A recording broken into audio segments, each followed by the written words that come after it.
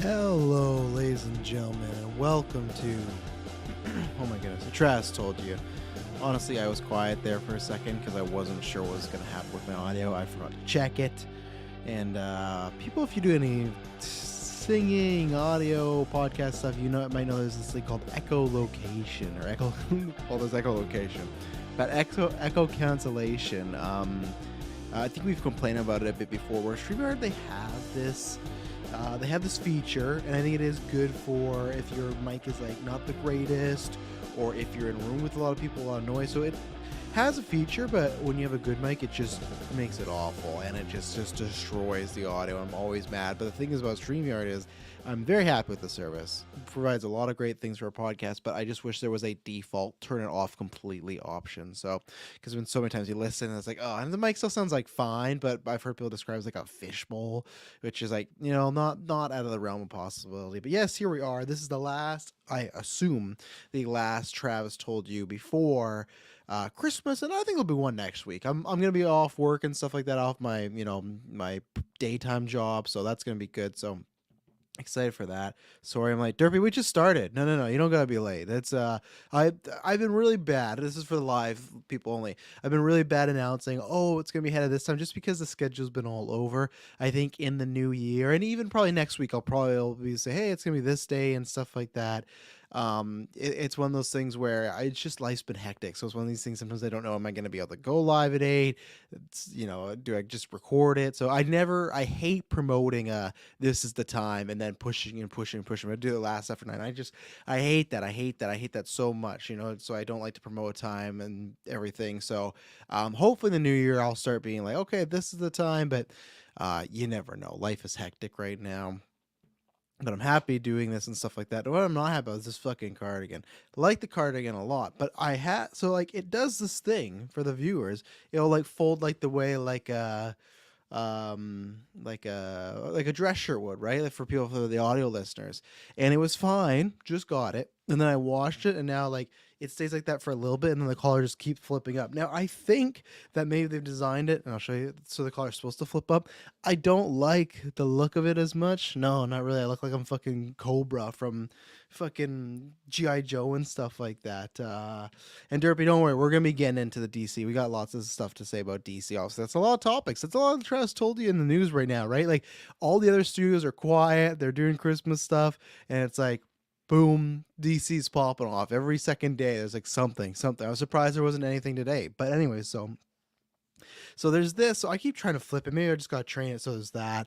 I've been so like unlucky. I'm happy to do this, have some fun, because I've just been crank mood the past like not 2 days like continually, just like two things. One, over there's a Sherpa jacket. People know I love the Killmonger jacket. I had one a while back ago, but now I've like, it's a combo of it's a combo of three things. And as always, people, if you're new, just Travis told you, I'm Travis Snell. We do a little, I fucking talk and jabber a little bit at the beginning before we get into things. So we will get into things and stuff like that. But I have a combination of like three things of weight gain. One, just natural weight gain, as far as just like I'm old. I could eat so much shit back in the day and lose it right away. Now it's like it takes a lot to lose it. I don't get to the gym to work out as much as I want to right now because just life is busy. So there's natural weight gain, and then there's like I've bulked, like legitimately bulked. Luckily, like mass size, like or like muscle size went up. But then also comes like the third one, just like a natural like weight gain with that. Like you'll always like be bigger in certain areas. I know this sounds fucking dirty, so I'm not meaning it to, but I just mean like it's just like, so I'm in this weird thing where like I'm definitely not a medium, but there's like with larges, I feel like sometimes large, like it just all depends where you go. Sometimes large is like a perfect fit. Sometimes it's too big. Sometimes it's too small. And that's where I got this Sherpa jacket, a large one. And I guess I should have went bigger, but like I thought, I don't want a fucking huge ass jacket.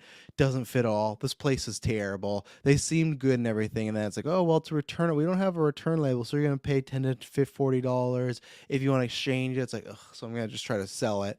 And that probably had no luck. And then I was so excited.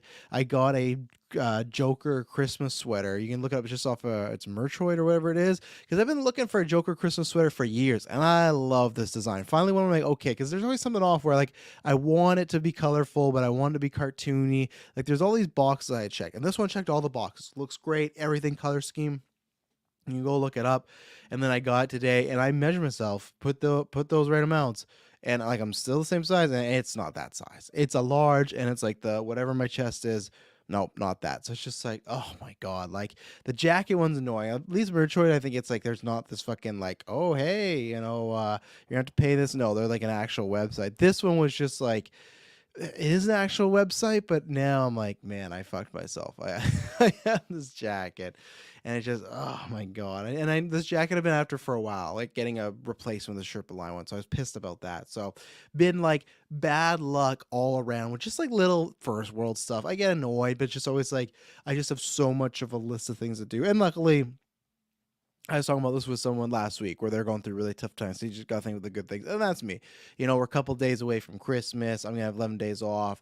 Everyone in my family relatively is happy and healthy and, is doing good and stuff like that. But it's just like, I think everyone feels this, right? Like, there's like a bunch of little things build up and you're just like, you can't fucking win. Luckily, my day job, like in the new job there, podcasting is going great and family is going great. So it's all good stuff. It's just like little stuff like that where it's like I always got so much to do. So it's like now I gotta deal with this return and this return, then over the holidays and yada da da da. But who probably has a lot of shit going on is James Gunn and The Rock. So we're gonna talk about that. But down below is all the links you need to know. That's everything: our Patreon, our audio, our video. Head over to Manscaped. That's, Christmas is a few days away, but still, they're going to be running some good deals. But use our podcast code GVPOD to get 20% off and free worldwide shipping for Manscaped. Between the razors, the clothing, the lips, I was going to say lipstick, maybe one day, the lip chap. It's a game changer right now. Especially, again, we say this all the time. It might be cold out. You might be inside and you're going to let things grow out. Don't let it grow out too much. Let's keep some. Even if you want to let it grow up, like let's keep it scaped and let's make it looking good and stuff like that, right? So Manscaped, go you do that. And then most importantly, head over to Patreon where you can support us, get episodes ad-free, early, and exclusive. Sorry, I thought I was going to sneeze there, so I was trying to fight it. Not that it's a terrible thing, but I don't want to sneeze into the microphone. I think I got it. I think I fight it. But anyway, so do that. Ad-free, exclusive, early episodes. Like we said, next year the slate's going to come out soon. There's going to be a lot of things on there you want to get early. We just dropped the originals where we just talked a bunch of random stuff. We didn't have a main topic. We talked a little about DC stuff because the guys haven't talked about Christmas plans, talked about Kirklin's haircut and stuff like that. So lots of good jabs over there. Jabs, I don't know. Check out our night before retrospective, which actually has done really well. I'm pretty happy because I never know how retrospectives of one-off, just all-right movies are going to do, but it did pretty well. So thank everyone listening to that. Maybe people are just in the Christmas season and stuff like that, but if you are, go check that out. And then within the next week, there'll be, like I said, Travis told you that we're going to be doing our video game and movie 2023 previews. Man, look at this. Look at this bot. 69xxx.site. Find love in your city. They don't even know where I am. I guess they might know where I am, but we'll get rid of them. Sorry, guys. We're gonna block you too. I already found the love in my city. It's in my house, okay. But anyways, I don't even know what I said because usually bots are triggered by if you say, like, if I were to say Charlie Cox. Sometimes bots come in because they thought we were talking about cock, but I don't know. What did I say there? What did I say there that had to do with sex bots? But I digress. But yeah, our year episodes we do. I think there's only one year we skipped at COVID when they delayed everything, but everything else is. That's usually one of my favorite main topic casts we do every year. The previews go over what's coming out, talk about it. Well, we talk about Flash again for the third year in a row, but that is life. So I think it's only fitting that you see what this is, people. It is a Zoa on the rocks. I think it's only fitting. I only got 2 Zoas left from my Costco order. I think it's only fitting that I have a Zoa. Let's just pour one out. Everyone toast right now. The Rock got cast in 2007. 15-year run. Movie finally came out a little bit of a month ago. Came to VOD and HBO Max very quickly. Kind of disappointing all the way around. And The Rock is now no longer Black Adam. So here, everybody take a moment, please. Close your eyes. Pray if you want to. I'm going to take a toast to Dwayne Johnson, The Rock. Former Black Adam.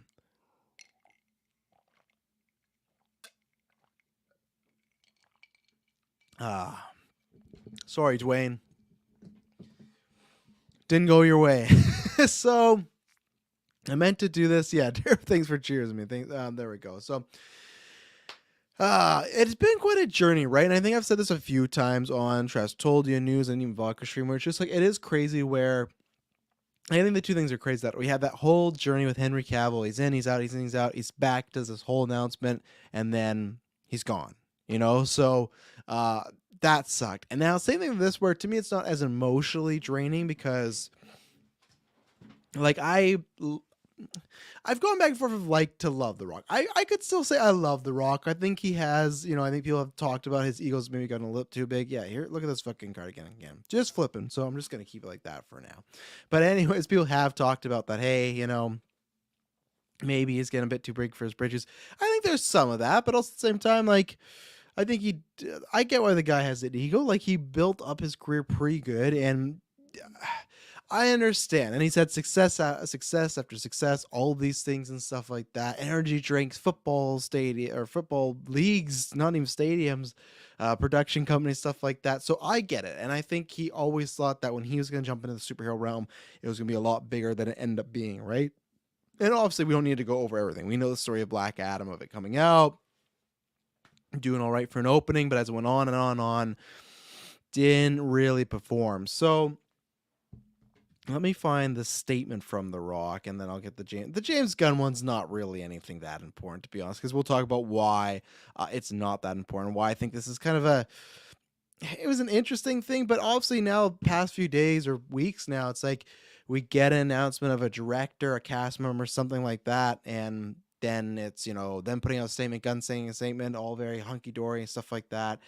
So yeah, shortest hierarchy reign in DCU history, and that's saying something. Yeah, and that's where... again, I think it got said so much, and that's why it became a meme. And I think it was just like kind of I don't know, like a clever tagline, but a tagline nonetheless. So, but yeah, anyways, The Rock put out, "My passionate friends, I wanted to give you a long-awaited Black Adam update regarding the DC character's future, or the character in the DC universe. James Gunn and I connected. Black Adam will not be the first chapter in their storytelling. However, DC and $7 have agreed to continue exploring most valuable ways for Black Adam that can be utilized in the future of the DC multiverse chapters." I'm adding words that don't actually go there, by the way. "James and I have known each other for years and have always rooted for each other to succeed. It's no different now. I'll always root for DC and Marvel to win, and win big. You guys know me. I have a very thick skin, and you can always count on me to be direct with my words." All right. These decisions made by James and DC leadership represent their vision of DC through their creative lens. After 15 years of relentless hard work to finally make Black Adam, I'm very proud of the film we delivered to fans worldwide. I will always look back on the fan reaction to Black Adam with tremendous gratitude, humility, and love. And then just like, very passionate, listen, superhero genre fans, I love you, thank you, I always listen to you, I do my best to deliver entertaining you. What a hell of a month. He's true about that. Productive week and happy holidays to you and your families. They also said we'll need some Termana, I think that's how you say it. Kind of funny because it's just another thing he owns. So cool. And then James Gunn just put out Love Rock, $11 can't wait to collaborate, right? So I don't think this surprises anybody. I think it was, to me, it wasn't even surprising. Like, I even thought, like, oh, was it surprising the day? It was a surprise we got now. Not really, with the way things have gone out, right? Like, we got the Patty Jenkins rumors, and then she put out something, James Gunn put out something. And then we got the Gunn put out something about Henry Cavill, then Henry Cavill put out something. And then The Rock put out something, and then James Gunn put out something. So we've seen the path of what happens, and he says this, and then he answers a bunch of Twitter questions, which that's one thing. Like, I don't know, and this is where it's funny, where I feel like you're getting a big divide. And even Derpy says James Gunn is gone, right? I know, obviously, he's being facetious, having some fun, but I feel like it is always, now I'm not leaning into like the fire James Gunn whatever and stuff like that, but it is very interesting where I think people like myself were excited and see what's going to happen, but I feel like there is more trepidation around it, and not even necessarily because of Black Adam, The Rock, but I feel like there's little things where, so James Gunn, like, these statements come out, and I guess I should talk about The Rock as Black Adam. it didn't necessarily work. It was kind of good enough. I'm not even talking about the movie. I'm just mean box office performance and stuff like that, right? So I think once Henry is out, we kind of all knew Black Adam was no longer going to be played by The Rock. And obviously, I'm going to get to a statement too about the multiverse stuff in a second, but I just thought that made sense. It is kind of strange. It was like, hey, we like we've talked about this before. The Rock never mentioned James Gunn. James Gunn never mentioned Black Adam until like now. Even James Gunn never even mentioned Black Adam and stuff like that. So it was always weird. There's all these rumors about his former brother-in-law, The Rock's Hiram Garcia being up for DC head. Maybe there's some babble there. I don't know. And I don't know how this meeting went. I don't know how it was it James Gunn that sat down, because some people thought, oh, that's why The Rock was saying all this stuff at the box office so he could get in there. James Gunn sit down and said, we don't want to do this. So The Rock sit down and be like, hey, I'm not really digging this. I don't need to go forward. I got other stuff cooking, like no pun intended. So I just think that Superman Mike thinks it's the worst DC movie since Green Lantern. I can't agree there. You got Justice League, you got not the Suicide Squad. Sorry, people. You got Suicide Squad 2016. I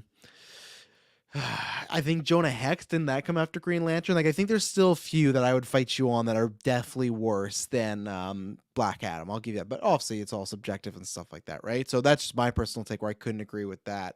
And I would take Black Adam over Green Lantern at least, like in a kind of a heartbeat, I guess, because it's shorter maybe. But anyways, Birds of Prey, Derpy. Where's the block user? Statement here. No, I vehemently disagree, because Birds of Prey to me is the best DCU movie. That thing's fantastic, which is funny because I feel like that's more in James Gunn's wheelhouse. But like, so with Rock being gone, I guess it's just all right around. It wasn't surprising. Black Adam hit HBO Max and The Rock didn't even say anything. This guy fucking promotes everything when something comes out, right? And there's like pros and cons, because even the articles talked about it before, where Warner Bros. Like, well, he has a big following and it's The Rock and stuff like that, but it didn't perform the greatest. So I get it, but I don't think, if there is a new chapter of the DC universe, I don't think you need to go forward. Venomous of Prey, you mean? Okay, I'm done. No way, Derpy. That would just be saying like any male superhero movie is like the fucking male gaze or something like that. I think all it is just like it was a female driven, led, and directed movie, and I think that's why. I don't know if you're joking or you had a problem with it, but like, it's legitimately like, I think that's one of the better things about it. It's a different view. It's a different point of view. It's different like language and stuff like that. It's not just always fucking bro-y and stuff like. No, I vehemently would disagree there. Where I feel like that especially is one that's not preachy. I feel like people, when they talk about even Captain Marvel sometimes being preachy, I'm like, okay, I can see where you're coming from. Birds of Prey, like it's just like features good characters and stuff like that. Does Justice League really count? To me, it does. I know people don't count it and they don't have it in their lists and stuff like that. I still have my DC list because it's a film that came out and there's two versions, right? There's two things for it. So anyway, so Rock being done, not surprising. Rock's gonna be always fine. He's the fucking Rock, right? So that's over. And I got a question from S-Bubs, but I will bring up after, to do with just because it's more about Black Adam, the character, and we'll probably talk about it in the multiverse part. But so he's out. They made the statement, and I think this is where the Gunn thing is starting to worry people, even myself a little, right? Because we have to see. And for me, what I find weird is, okay, so these statements come out and the statements are always just the same. And when people say like, oh, hey, that's a good thing about he can be a PR guy and the people, and it can, and he's tweeting things, and that's a good thing of like giving little scoops or little, not scoops, but just like Easter eggs, teases, stuff like that. That's all fine and dandy. I think what's weird is they tweet out the statement, whoever it is, actor, director, then James Gunn. And then you have Rock's tweet there, and whatever you feel with The Rock and Black Adam, whatever, sure as ego won't hurt that much, but you have Rock right there, and then James Gunn's tweet, and then you get this thread of people asking questions. And then it's James Gunn answering stuff like, oh, will Deathstroke, which we'll talk about, will Deathstroke be in DCU coming forward? And it's like, maybe, and it could be. Like, he's answering these questions about the future of DC and stuff like that, and it is kind of like, I feel like I would be kind of annoyed in these situations of like, let the person at least have their like send off tweet and do this another time. So that's one. I think because the statements have all kind of felt very generic of the love this person, can't wait to work together. It is good, but there's also just a point of like, I don't know if you need to comment every time if it's going to be nothing, right? Like, to me, it's just like, it's just a generic, we love working together. There you go. And Obviously, we'll talk about this, but like in a second as far as who's left and what they could do for the reboot, because I think there's a big question I feel like people are feeling as far as what's going to happen in the reboot. And I feel like I already see, and these are from normal people, like the tide turning, because I think I'm one of them as far as like people not turning on James Gunn but being a little like meh, like that's disappointing, and we'll get to that in a second. But S Bubs had asked the question, I'll get the exact wording here. Let's see here. How long do you think it will be until we get another live action Black Adam appearance? So I'm not sure what you meant by if it was played by The Rock or anybody. I'm going to take it as anybody. And if you're in the chat, you can always, clarify. But so with them saying like, I can't wait to work together in the multiverse or DC facets of multiverse, stuff like that. I think that you had James Gunn when he tweeted out Cavill. He did say like we had an exciting meeting, whatever. I don't know if Cavill felt the same way, but and we're talking about many possibilities in the future, right? And then you have The Rock specifically saying multiverse in a tweet or a statement or whatnot, right? And then you had, and I don't know if I have this in my other topics later, you had James Gunn talking about, someone tweeted him and said, hey, are there going to be Elseworld projects? And then he said they're already in the works or something like that. Now, I didn't know with that one if it was, is he referring to the Batman 2 and Joker 2 is like they're already in the works, or is there things that him and Saffron are planning that are already in the works? They didn't clarify. I'm going to try and be hopeful and go, okay, that's what says, yeah, anybody. Okay, I'll get there. I'm going to try and be hopeful and just take it as that anytime, like that means, or like in development, like currently, that means in the future, because I just want to be hopeful and I want Elseworlds to stick around. I have said this before, I'd love it if Marvel did that. That's one of the things I liked about the old regime of DC, of like we got the canon stuff, but we also got stuff by themselves. Even if we want to do Snyderverse stuff or Rock as Black Adam again in the future, which I don't think would happen as a solo movie or anything, but I just mean like if you were to keep that going the same way as, again, like when we'll get into some of this recasting and stuff like that, if they want to keep certain characters in a different universe, fine. But if you're doing a main multiverse thing or main like story, MCU, DCU story, that's where you got to move some of these characters out. So when would we see them again? And I see Mike saying pretty much what I think was going to happen. If Black Adam is in another DC movie, it needs to be as a villain in a Shazam movie. I pretty much agree. I think that it'll be, and we'll talk about Levi in a second in the next topic here, because that's to go with like the Suicide Squad and stuff like that. But see this fucking cardigan, you see how it just turns on itself? It was not doing that the other day. I washed it and now it's just ruined. But anyway, so I legitimately think that would be it. I think they will do I think stuff like Joker and other movies, I think you could see other villains get movies that are solo, right? But I think everyone was kind of like, and maybe not everyone, not the general audience, but enough people as us fans were like, this is kind of weird way. Like Black Adam's getting a villain or a film. It's more about Superman. He's not really talking about Shazam too much, stuff like that. I don't think the general audience cares about that, but I think James Gunn will, because James Gunn is a comic book guy. So I think he is kind of like us, like, oh, this didn't really make sense from the inception of it, you know? So I feel like he will save that for, I don't know if it would be the first Shazam. I don't know if it will be, Zachary Levi Shazam, whatever it may be. I think that's when you would see him again. And I think you could, I said this before, where not necessarily, well, even with The Rock, it could have worked. I don't think this version of it, but I think there's a version where you could make Black Adam a obviously Shazam film, but keep him around to be a Loki, Ultron sort of level Avengers threat, but in a Justice League. I think you could. You get the right actor there. Black Adam's a very powerful character, whether it is in a group of bad guys or himself. I think it could work out. Even if it's just a Shazam villain, that's fine. I know there's sometimes The Rock was pitching supposedly this like Suicide Squad versus Black Adam versus Justice League. I don't mean to that extent. I just mean I think you could see him square off with that team somehow, right? Done properly. But I think that's the way they go. I think they take a mysterious route. I think they take a powerful route. I think they take the way Black Adam ended, where he finds his throne, he jumps up and destroys it. Like, I don't think that's it. You got to go with the almost more evil, arrogant sort of Black Adam. You almost have to make him, I think, similar to how Namor was in Black Panther Wakanda Forever, which they have similar like archetypes, right? So I legitimately think that would be it, and I think that it wouldn't be The Rock. And now back to multiverse stuff, because he talked about it here, and he talked about that with Cavill down the line. I do think it is in a long-term plan to do Andrew Garfield for like Andrew Garfield Spider-Man moment for Cavill, for Black Adam, for some of these other characters, right? I do think we will see Henry Cavill don the cape one more time. It's not going to be this main Superman. It's not going to be as the main Justice League guy. But if there is a crisis, something like that, or whatever they want to do in their multiverse event, a time travel, whatever it may be, I could see that happening. Am I a fan of that? Yeah, I'm a fan of it happening at all. Am I a fan of it opposed to him not leading a film? No, not really. I have my qualms about that, like a few other people. But I think that you will see, and I think that's the same thing. And James Gunn's probably saying, "Hey, but down the road we go on to try to get to X, Y, and Z. Would you be down?" And I'm sure The Rock's probably like, "Hey, that'd be something I would be open to." That's all I guarantee The Rock would say, and I think that's like a good thing. Like if you're doing a like multiverse of madness, and I'm sure it would be more than an Illuminati scene, but like an inversion of Illuminati scene, and you have Black Adam's Rock, like that'd be fun. That'd be cool, because I liked The Rock enough as Black Adam. I think my problem was, like I said in the reviews, that they almost just tried to make him too much like The Rock sometimes. And I think The Rock is like, um, I think he showed in that movie he could pull off not just being The Rock, So I think that was probably just a clutch or a crutch of the writer or the director or even The Rock, just like kind of leaning too much back into the Rockism and stuff like that. So, Superman Mike says, I feel like DC and Warner Bros. Have burned too many bridges to pull off a No Way Home.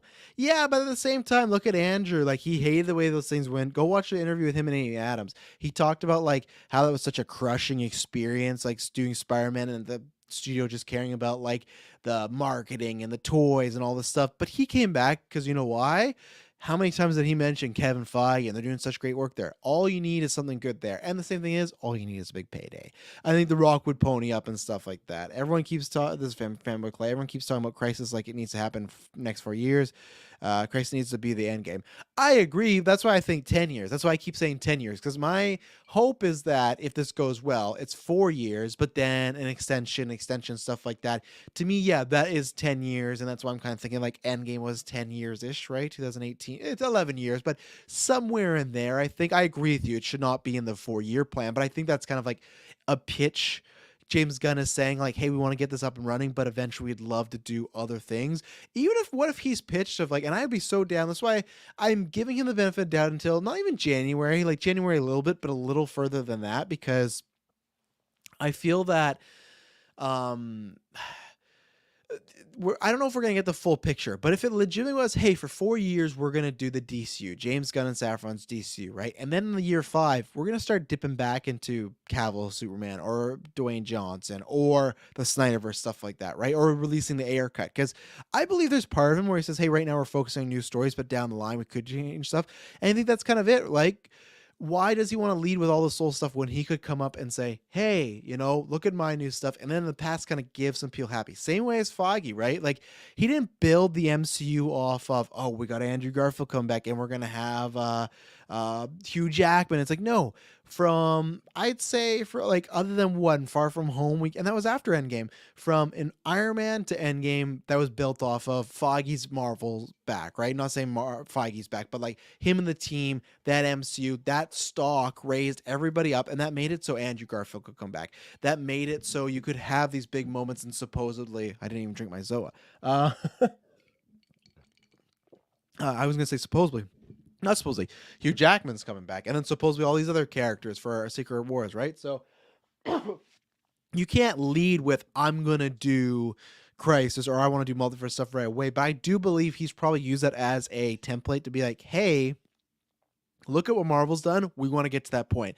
I can't promise you, and I hope Rock, just again, you're in good shape. Stop getting bigger. I don't want you to pass away. Like all these people, and that is the risk, right? Of like we're gonna do it down the line. That's always my thing about same thing as Batman Beyond. Maybe that'll happen one day, but there is a part of me where it's like, especially with older actors, like could we get on it sooner? Because I don't know how long Kieran will be around. So I agree that 10, 11 years, stuff like that. But I think that could just be the idea of, again, maybe that's what I was saying as far as, okay, in a couple of years, we are going to do something with the Snyderverse, but we want to establish our DCU so we could say, hey, we're going to do a multiverse Elseworld film about the Snyderverse. But guess what? We've established this universe. You know what it is. You get who it is. You know who is who and stuff like that. We're going to go back to those actors you love, but when we're done with that, you can come right back to the DCU. I'm not saying there would be a break, kind of like how we got the Batman and Joker 2 happening right now. I don't know. And that's why with January, I have to kind of wait and see and stuff like that, right?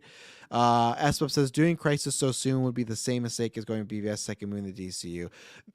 Very true. And I don't know if it's so much. I I mostly agree. I think it's like it's not the idea of BVS. I think it's just what happened in BVS because I think like obviously it's different in the animated shows. They went for years before they did a Superman like a World's Finest, and they kind of like not fought, but they're at odds for a little bit. I think the being at odds thing as new characters that's work because you take Batman, you take Superman, and stuff like that. You have these characters that would be opposed, and I I get the idea of okay, you would want to build up to it, but I also get the idea of okay, they mean they can't trust each other. I think it's just what happened in there. And again, people say the whole oh, that was Snyder's 5-year or 5-movie plan. This is where I was going to go, and I do get that. But again, chicken and egg scenario. Did he pitch that to the studio and the studio changed plans, or did Snyder pitch that later on? The studio's like, well, we want a connected universe. Whoever did it the wrong, like whoever was the culprit, that was what screwed it up. Because yeah, if it's a 5-film plan, then sure, do Death of Superman, do all this stuff. But if it was the like Warner Bros. Thought the start of a universe, it's not the route to go. So let's take an ad break, and we're gonna get into some of this recasting stuff, some of the other things James Gunn's talked about, and we'll be right back. And we're back. So what I was going to talk about too with the Suicide Squad, a bunch of stuff came out. It's like I said in this thread that I told the Rock, he's like commenting and stuff. Again, I don't know how you'd like that. Rock's never going to forget. But anyway, so he had talked about earlier in the week where I can't remember when this came out, what he was tweeting at, but it came out. He said like these reports are completely untrue, and he said like not everybody but the Suicide Squad is getting recast. And it was phrased in a weird way where it's like, not everyone's getting recasted, but the Suicide Squad is, or everyone's getting recasted and the Suicide Squad as well. And then the way he said like not everyone's getting recast but the Suicide Squad. So some people could argue it's like, oh, it's a mix, but the Suicide Squad there, whatever. I took it like I think he's done this a few times. I think it's smart, but I took it as literally like those people are up to grabs too. And that's because I think that could happen, but that's been the big stickler, right? Where you had earlier this week, I think it was Variety. Sorry if I'm wrong. I forgot to write it down, but it was early in the week that they had reported that, hey, the Aquaman rumors got cut and the the Aquaman and Wonder Woman in Flash rumors cameos, they got cut, they're out of the movie. And then Flash film news, and I think a viewer non like other people my time to shine went no, Aquaman still in this and stuff like that, or Wonder Woman's still in this. You had Variety just as much as yesterday I think put out that they're hearing that Gal Gadot, like in just a small sentence, that they're getting recast. There's all this stuff going around, right? Who's recast? People said that about Zachary, like my time to shine put a whole report and said that about Zachary Levi. A lot of people tweeted him, he said, oh, nothing to worry about, everything's Gucci, da da da. For me, it's interesting, right? Because we've talked about this before, but as we continue to go on and lose characters, whether you like them or not, we're losing people of the old DCU, right? So to me, I am in the camp where if we're doing a hard reboot, I've said this before, you got to go everybody. Technically, do I know? Yes, it's his universe. He can do whatever the fuck he wants.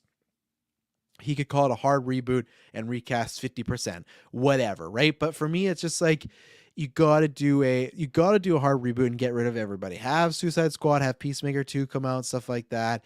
Do little send-offs if you want, but then after you start this new universe, you gotta go.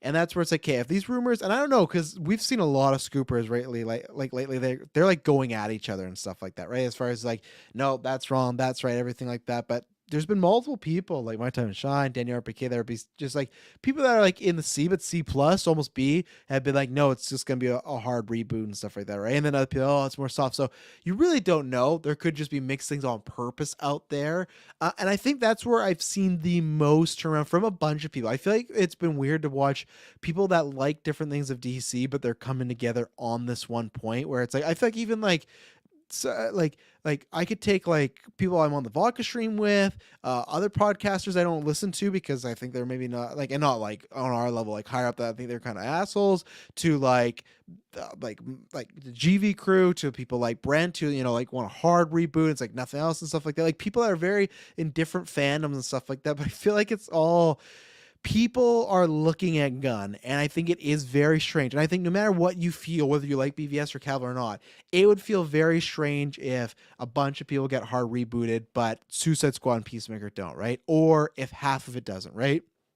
And you could do a soft reboot, but then I think everyone's had the same idea of like, okay, if you're just going to do a soft reboot, why the fuck is Cavill gone? Like, that doesn't make any sense, especially if it's not an origin story, right? So I think he's walking on coals. Like, as of right now, for my expectations, or like what I'm in the mindset of, I'm currently working on it as a hard reboot. So far, he has not come out. And like when Zachary Levi said nothing to worry about, he did not come out and say, oh, hey, by the way, yeah, Zachary, he's going to be Shazam for a long time. He hasn't done that. And maybe he's just saying that because he doesn't want to, like,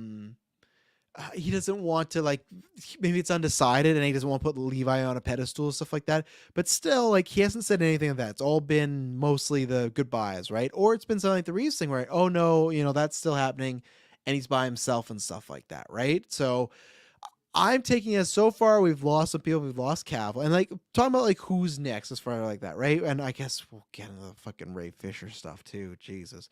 But like, let's go down all of them. Superman, okay, Cavill's out, gone. Momoa, I don't think even if he was playing Lobo, you would hear about that till after Aquaman 2. I know people go, well, Gunn pretty much insinuated that there'll be a reboot before all these other films came out. Yeah, but that's why maybe he's being cagey because he's not going to full on say it, right? With Momoa, I feel like he's going to not say that because he does have a movie coming out. Same thing with Ezra. Ezra's gone, even with the old management. Ezra's gone. They'll recast the Flash, whether it's recast or use a different character. So that, I think, no matter what, that's a bad barometer. You've Wonder Woman, who lost a director, movies meh, like in the limbo and stuff like that. And then there's been rumors about Gal being out. So that's not good. I'm expecting any day to get like some sort of statement and stuff like that, right? And then you got Ben, who, when talked about Ben as far as directing, that's all was mentioned was directing, right? They didn't do the whole like, hey, we got to make a statement about Ben and being out. But I feel like because Pattinson is Batman right now, they don't really have to. Sure, it's not the DCU Batman, but like they don't have to. Like him being Batman, I think everyone kind of knows it's just kind of like a treat here and there. We'll leave Cyborg for last because we'll get there, but no, Cyborg as played by Ray Fisher not coming back. And so I think that's everybody, right? So that's where it's just like, who's next? I think Gal would be the most realistic one. Momoa and Ezra, I think, stick around, and maybe Gal does after, like maybe because there's been rumors she has cameos in Shazam and Flash, maybe they keep those in there if they're vital to the story and then announce after. I don't know, but it's just that's why I'm under the interpretation of okay, he's gonna recast it all. But I've seen, like I said, so many people that if it is a middle of the ground soft reboot and it's not Cavill or some actors, you have a lot to answer for because it's just like, do you just not want like Cavill's to be tied to the Man of Steel? Like, I guess, but like that's what a soft reboot would do. And even then, it's just like, just pivot, just make a new Superman movie, and this is Superman now. The same way, like people, whether you like it or not, Ragnarok, Love and Thunder, they didn't fucking reboot Thor, good or bad, whatever you want to say. I'm not going to debate the quality of it, good or bad. They just ran with it. I mean, this is gonna be Thor now. We're gonna change up a little bit, and they went.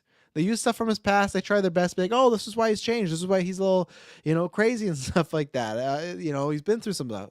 That's all you got to do, especially like if you're looking, whether it's Justice League or Snyder Cut and stuff like that. It's like you have, if they win a Justice League, that's 2017. That could be so much time has happened between then. And even Snyder Cut, by the time a Justice League or Cavill movie comes out, it's 2021. Like it doesn't make much sense. And I think that's where it's gonna be interesting because he's saying everybody not, like in my opinion, he's saying like the Suicide Squad could be recast, stuff like that. As I've said, if they say, hey, we're doing Margot Robbie's Harley Quinn movie, but it's still in a separate universe, perfect, great, do that.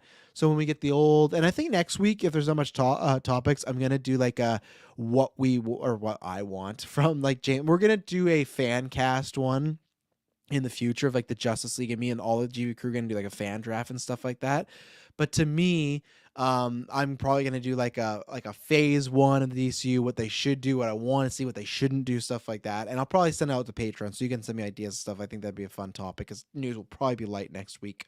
So that's where I am as far as I don't want it to be a soft reboot. I want it to be completely. And if it is good, then it's fine. If it's everything's gone, I'm ready to move on because that means everyone's moving on. If it's this ho hum kind of, I don't know. And it's different for people like Affleck that maybe don't want to do it. If Cavill's like, they met and he's like, yeah, you know what? After all, I don't really want to do Superman. Then that's fine. I'm fine with losing people in a soft reboot or even a hard reboot if, hard reboot for everybody. In like a soft medium, if one actor says like, I'm done, I don't want to do it. Even if we love and want more of him or her, sure, move on. But with Cavill, we clearly know this guy wants to do more. And I don't know if it's like because it's tied to a Snyder thing. I don't know if it's a money thing. I don't know what it is. But it's one of these things where it's just... it's going to be tricky, but I'm waiting until January. I'm waiting to see what this slate is. That's why we'll do a podcast before, but I'm waiting to see like what the slate is. So you talked about that with Suicide Squad. What were some of the other notes I had? And I guess I don't know. And Deathstroke, we can talk about this. He mentioned Deathstroke, which I feel like there's been enough people. Like Umberto's always like tweeting hints about it. We've had this come up before. There was rumors that James Gunn was writing on a Deathstroke project before even the buyout happened, whether it was a solo film or him being in Peacemaker or the Suicide Squad 2 or 3, whatever you want to call it. Like Deathstroke's been rolling around a while, and I'm pretty sure Joe and him are friends. So I know people might be like, well, Zachary and him are friends. Same thing. He can't say anything about Zachary because like his movie's coming out if you're going to boot him, right? And that's the whole thing I don't want is like, if it is a hard reboot, but his friends stick around, that is a bad look. And I don't want we're just not going to reboot Shazam because Zachary's my friend. It's like, no, you kind of have to make some of the hard calls in these situations, right? And I've never run like $1 billion corporation, but sometimes you do and stuff where, you know, you're friends with a person. I've had to do it many times, but it's just like, it's best. It's a Triple H fun quote, right? It's best for business all around. And you just have to do that. You have to look at, okay, what's the best situation? What's going to make everyone happy and work here?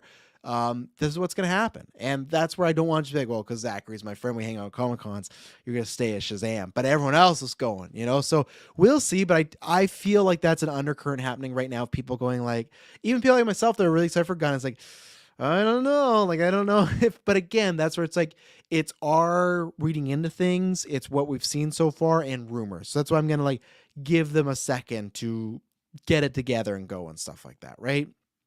So that happened. Deathstroke, I think that's likely going to happen. I like some of the quotes that he did say as far as like Justice League Unlimited and Young Justice were inspirations for this universe, which is great because that's probably one thing I'll get into my slate of like what I want.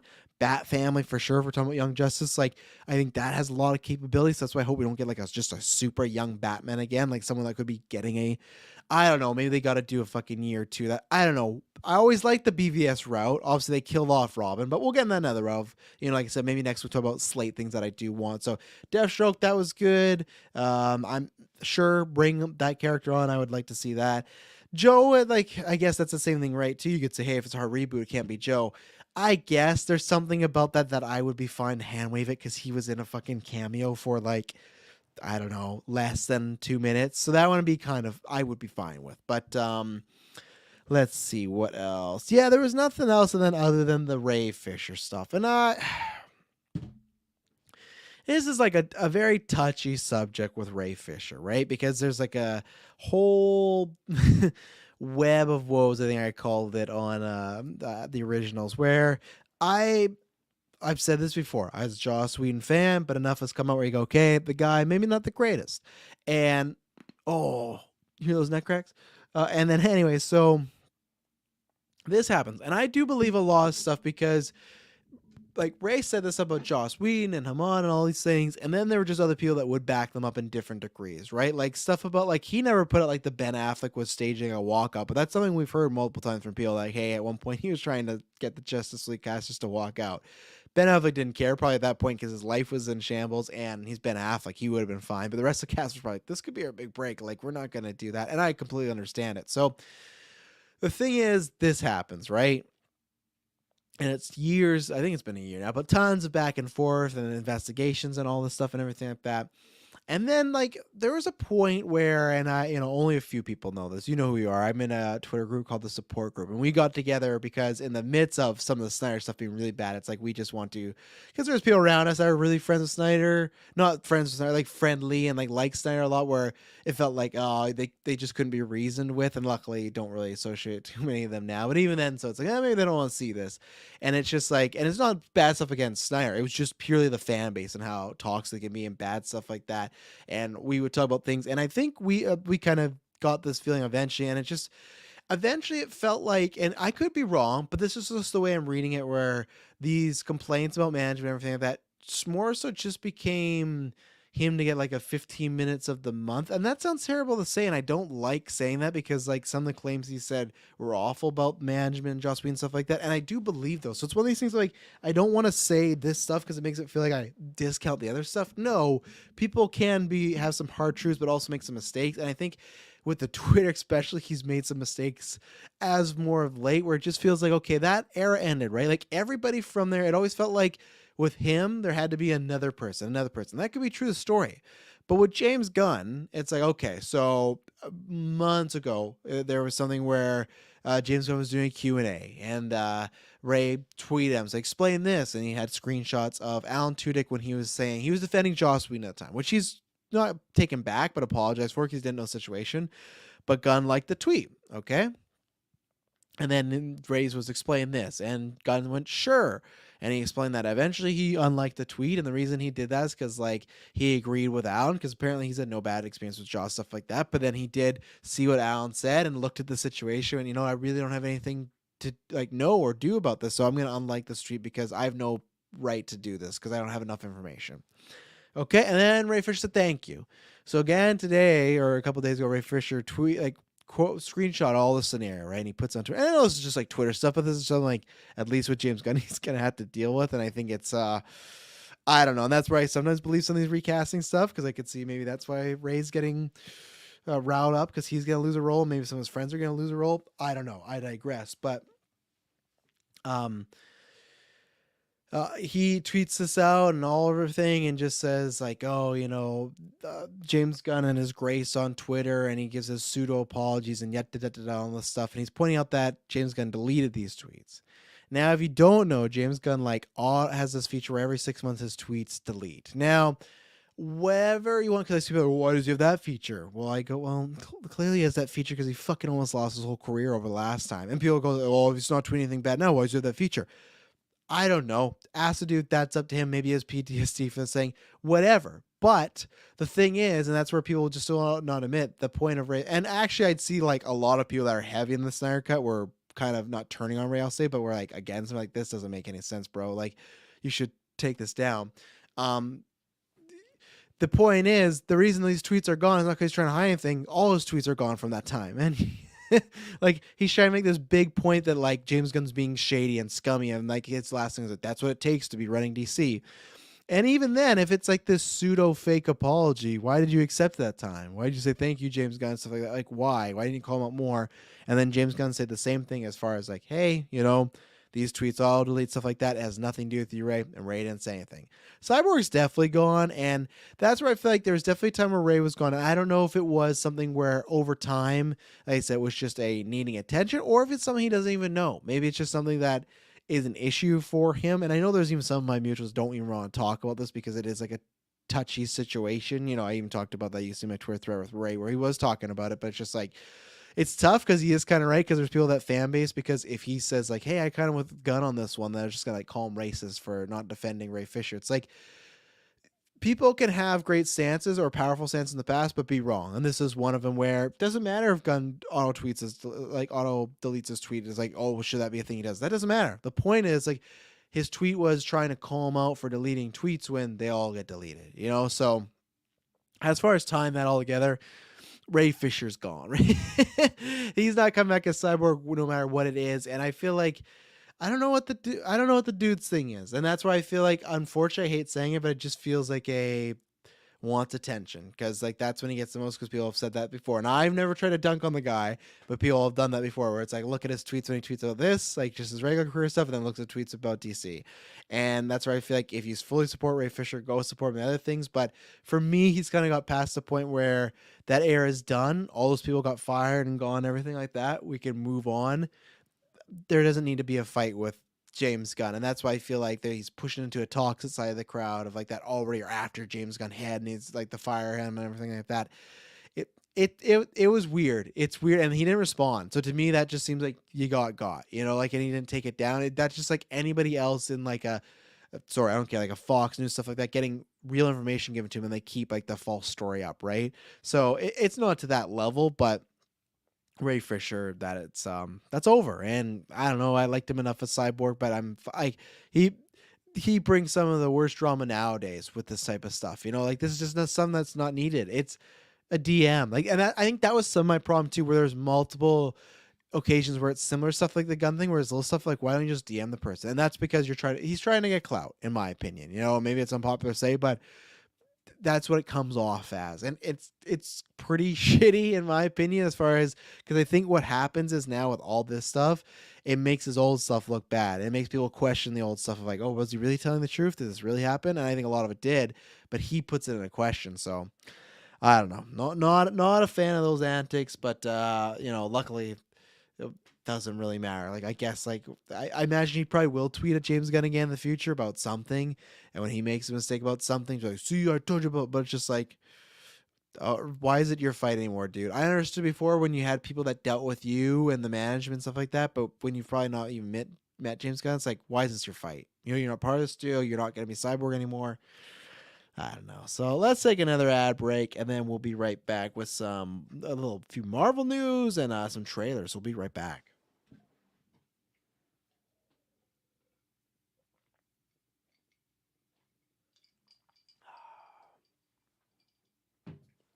And we're back. So again, the Marvel news pretty light. Like, all it has to do right now is there's Agatha castings going on, and that's fun and stuff like that.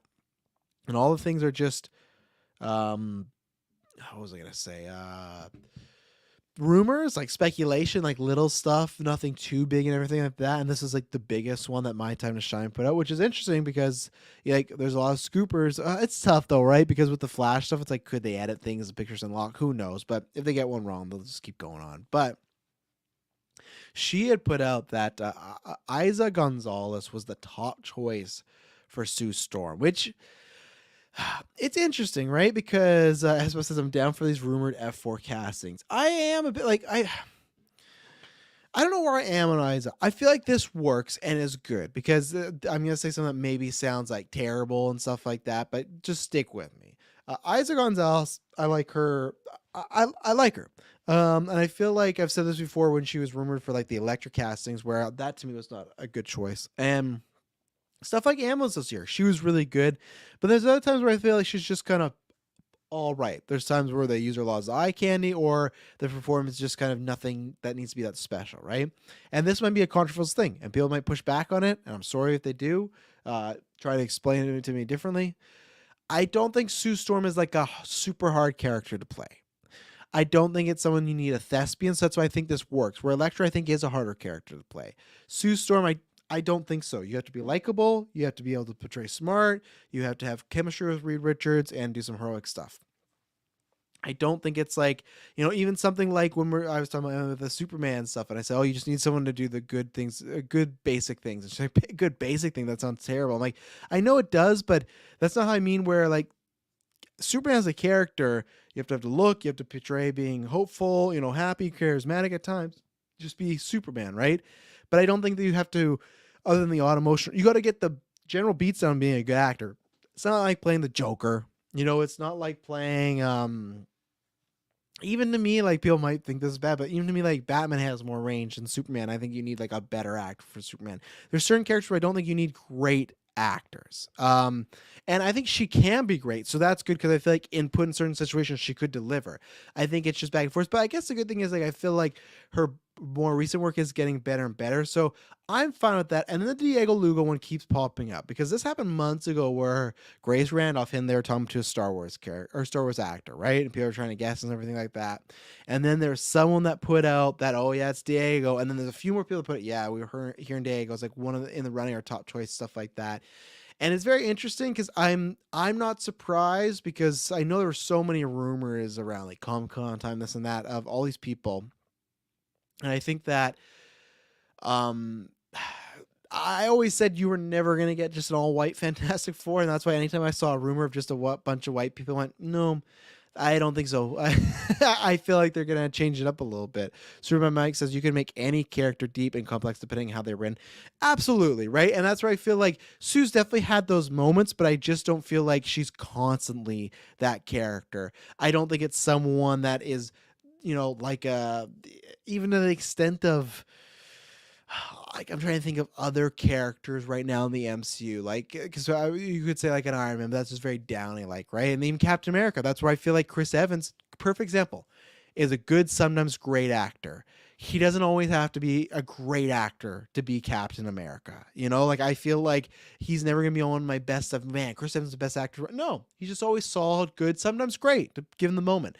And I think that Sue Storm is that type of character as well that you need to deliver on certain moments. And I think Isa is a perfect actress for that. So let's see. Surprisingly loved him Andor, but as character, Mr. Fantastic Diego is an interesting choice.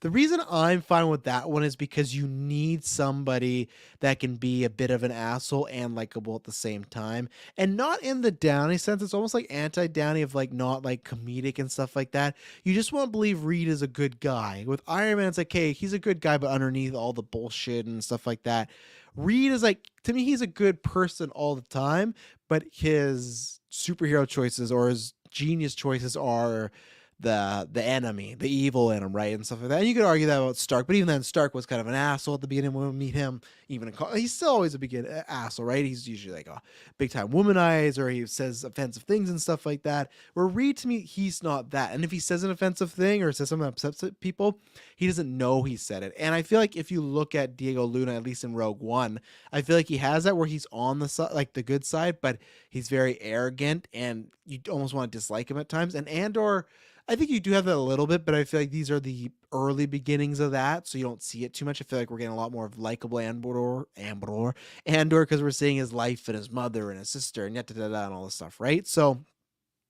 I think Dago is a really good choice. I do think Reed, same thing. Thing, you just need a voice. Human Torch is just like, hey, I'm Johnny Storm. Like, very easy. I think Reed is the toughest one to crack out of that. I think everyone you could pretty much cast for the rest of the three. I'd be like, okay, fine, cool.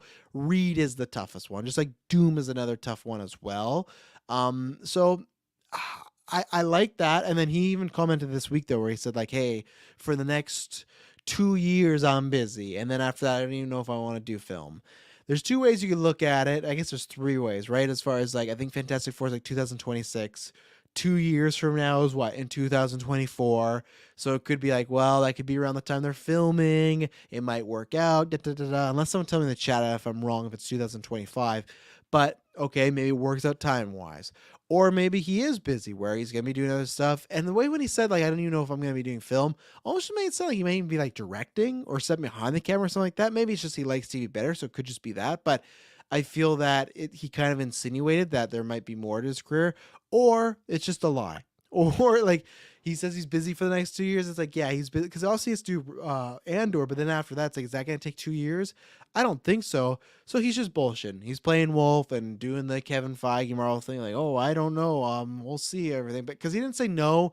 And he did do that thing when Harloff, because he was on Christian Harloff's podcast from Schmoes and Schmodown and the big thing and stuff like that, where he just like got very like, oh, like very like and even then, I think it could be just that he's talked to Feige and company and they've said, hey, this would be great to have something that happens, but not right now. He's definitely talked to them, in my opinion. It's definitely happened the way he hit with his reaction. It just felt too like, oh, I'm very busy and stuff like that.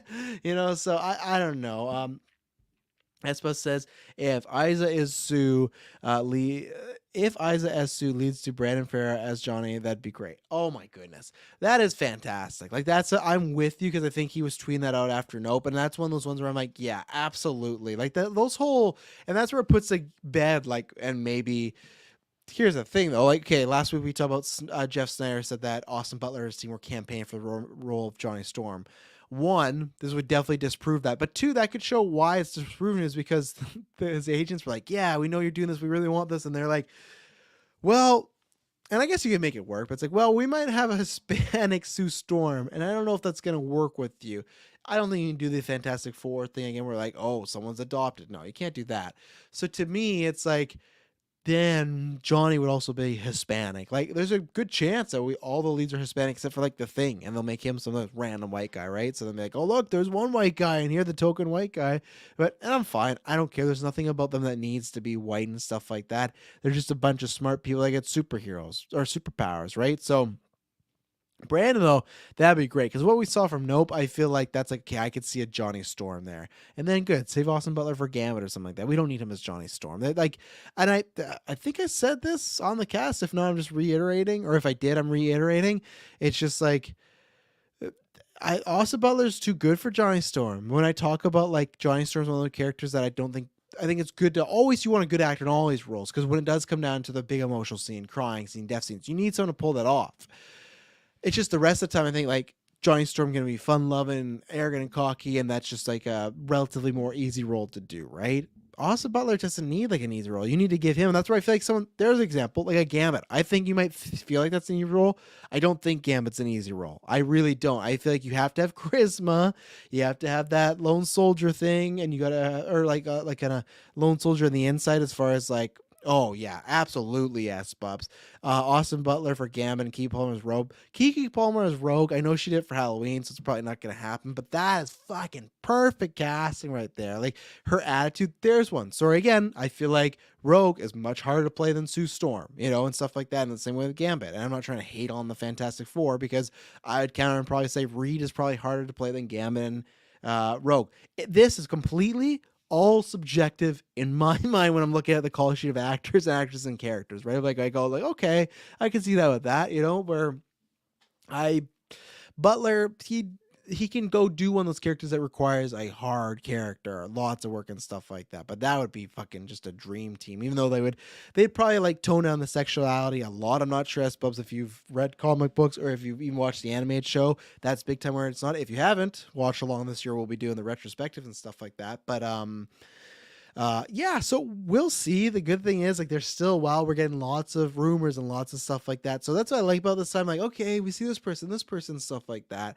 And that's why for me, because some people might look at it and go, oh, well, when I hear something like, oh God, like Jodie Comer being casted, and you go, oh, why do you get so excited by that if Sue's just like an all right character?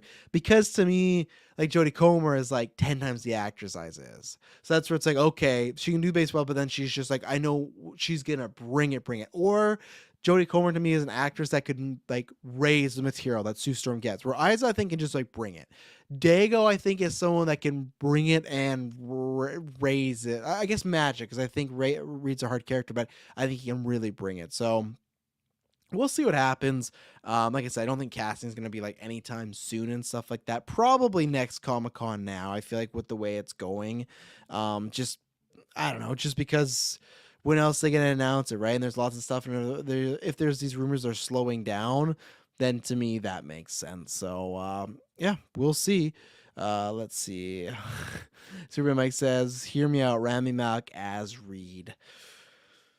I'm not opposed to it. There's some funny, like, there's some actors when you just think about them stretching, it's just like sometimes you go, okay, I see it. And then there's some actors like maybe Ramick, I see like him stretching, but like, no, I could see it. I would be down for Rami. I think he's one that I think he's like the same tier as Diego, where he could match or like bring up the material and stuff like that. And especially Rami can do the same thing where he can turn into an asshole. But I don't know if, and that's where I would probably take Diego over Rami's, because I think there's times where you cheered for him, Mr. Robot and stuff like that, but I don't know. Have we ever seen him do, like, to me, a very likable person? Like, oh, this is a nice guy. Not really. He's always like a creepy, misunderstood type of guy, right? Or there's something going on like David Bowie, or sorry, not David Bowie. Fuck, sorry.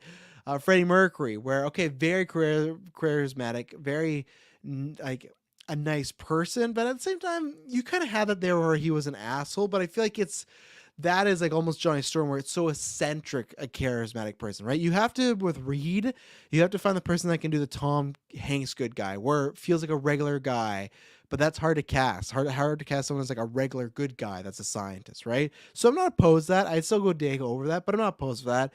To say like, oh, Ram should be the villain, I feel like now because of Bond, that kind of ruined it, because I feel like I don't want to typecast him, but I feel like he is more on the villainous side of me if you were to ask me what I would want him to do in a comic book film. So yeah. Next we got some trailers. Oh boy, we got Barbie, we got Oppenheimer, and we got some Avatar box office. For the quick hits, I've not been calling the quick hits lately, I apologize. Yeah, so where I want to start, I'll start with Barbie, because Barbie doesn't have too much going on with it, right? It's just To me, greatness. They showed enough. I think the idea of doing like a parody type trailer, very smart idea. This movie's not out until July, right? So you got lots of time, lots of previews. This to me is just enough where you go like, what the hell is this? And to me, the preview, I don't know if it's in the movie, I don't know if it's just for the marketing, but either way, to me, this shows that they're gonna get very creative with this movie. They're gonna have some fun with it. It's not just gonna be a walk of the park. And I've never expected that because it's Greta Gerwig. Greta Gerwig, who's somebody I've like caught on later on. Once it was Lady Bird. Again, I think honestly that's all I've seen really. Lady, maybe there's one more, but just Lady Bird and Little Woman alone. It's like, okay, fantastic stuff. Like top tier of the year movies. Top tier of the year. Top tier of the year movies. So it's like she's doing Barbie with that cast. I really have no doubts in my mind is at least going to be good, at least like an 8 out of 10. I could be wrong, but now with all the things we've seen, the set photos, now the promotional material, the way they talk about it, I'm pretty confident on that. But this, of course, yeah, they did the 2001 Space Odyssey kind of tribute or spoof and stuff like that with Barbie, where they look up and it's about the little babies instead of the monkeys, and they see her and it's like, oh my god, and she's like this like beautiful goddess standing all above them and stuff like that. It's just fun. It's just like a good, like to me, like a good idea, and it stands out. And the good thing is, it stands out, and then you also show like quick snippets of the real movie, what it's gonna be. The fact that you had like Barbie's Dreamland or whatever they call it, Barbie Land, like that looks great. Like it looks plastic but realistic at the same time. This is like for Mario. It's not Mario level, but this is like an event filler for me. I can't wait to see this thing. And I've said it before, I don't care. Nolan is my favorite director. Love Nolan. I have like 3 of his movies in my top 15, 20, whatever it may be. He's made some of the greatest films of all time. Arguably the greatest superhero film of all time. Maybe still my favorite movie. I don't know. I'm having internal crisis all the time when I like, what's my favorite movie now? The Batman or the Dark Knight? It's tough. But either way, for about, I don't know, 10 plus, or God, 10, 19, 20, like 14, 15 years, you had my favorite movie and stuff like that. I love Nolan. And we're talking about Oppenheimer in a second, but I'm seeing Barbie first. Because Oppenheimer, we'll get to it, I guess. We know what we're going to get there. Barbie, good or bad, even if it ends up being like a fail, it's going to be so curious of what they're doing with this movie and the routes they go. Now, it could just be as simple as they do Enchanted, where Barbie ends up in the real world. Sure, but I think Greta can kind of deliver something just a little more original than that. And if it's not, she'll make a great version of that. So there you go. Can't wait. Fun thing. The duality of man. Yeah. And then Oppenheimer. So this is him. I will say the trailer, it's good. I liked it. I liked it more than, I guess we haven't got anything else, but I just mean like, it actually got me interested, excited for the movie. I'm always excited with Nolan. There's always a baseline. Till the day I die, there'll be a baseline Nolan excitement for me. So, but I was the thing of like with Dunkirk, none of that stuff really got me more excited. This did. So that's a good thing, because I don't have much interest in this movie other than it being Nolan. It does feel like the most he's ever trying to do, like going for Oscar bait. This feels so much like fucking Oscar bait in good ways. But like, again, I'm like with everybody else that have said this, why they're not putting it on this default, I don't know. I legitimately do think Barbie's going to beat them. And I could see Oppenheimer just fucking tanking, because like, who wants to see a movie like that? Now, Nolan, this is his biggest test to see, okay, what does his name get across? He's not with Warner Bros. Anymore. But I thought it was a really good trailer. I thought it was an intense trailer. I really like Cillian Murphy.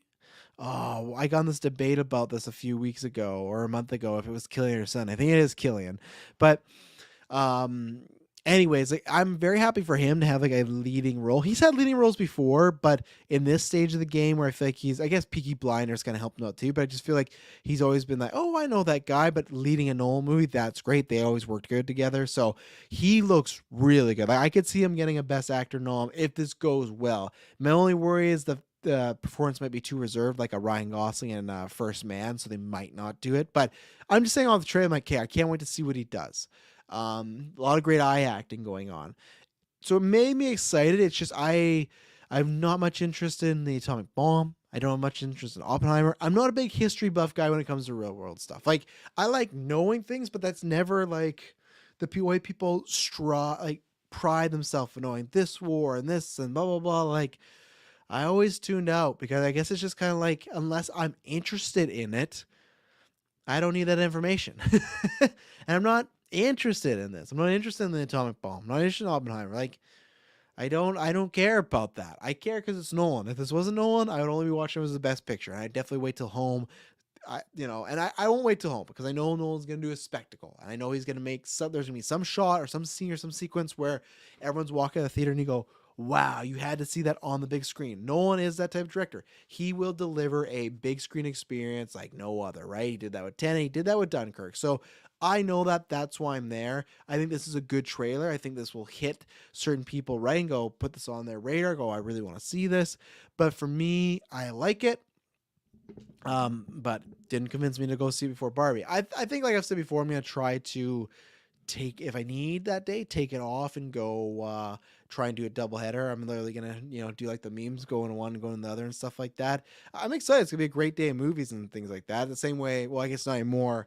Well, I don't know. SPUB says IMAX theater collapses when the bomb goes off. Fuck. Well, I definitely better see Barbie first then, because then I'll miss it if the theater collapses. But yeah, and that's a tough date, right? And same thing we saw, where it's interesting, we saw today 65, the Adam Driver dinosaur movie, that moved a week ahead.